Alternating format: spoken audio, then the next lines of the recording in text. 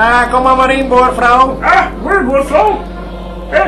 Mooie muziek jij op steen, boervrouw. Ja, dat vond mijn man ik altijd mooie muziek. Ja, nou ik dan maar wat zachter, maar... Wie Bin Laden hoog. Ja, een mooi versje. Weet je wel dat je hebt die check altijd, ja? Ja, daar is hij. Ja, met die glas, zo. Met koor. Ja, met koor, hè. Ja. Met shantykoor. Nou, dat vind ik gezellig in idee. Ja. Ik weet, dan ben ik meestal hier op een U-boot farm. Ja, die komt goed zo, ja? Ja, dat is nu, ja. Nog een letter zo. Maar, mevrouw, ik heb het eten mijn voor jouw kost gehoord. Ja, hier wel honger zijn. Ja, maar daar, wij komt het in, het is uiteindelijk is een poep, net? Ja, dat is een poep. Ja. Ik kreeg naar de oorlog erbij mee komen. En ik heb hem nog altijd in de kelder, want hij vertrouwt het net boeten. Oh! Nee, nee, ik weet niet, ja.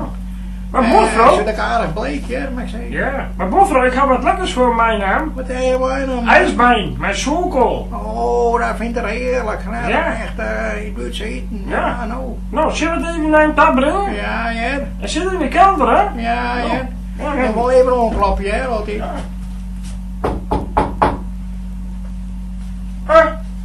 Kost gewoon. Ik heb lekker ijsbein met sauerkraut voor jou. War ist herrlichen Einwursten in.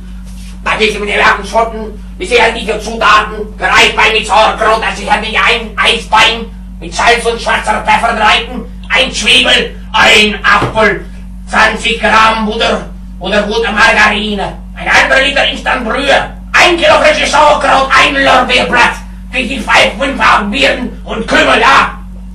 Und das ist jetzt so bereiten. Das Eibein mit Salz und Pfeffer einreiben, bis wir auch die Zwiebeln und den Apfel schälen, bis wir auch die Zwiebeln fein würfeln.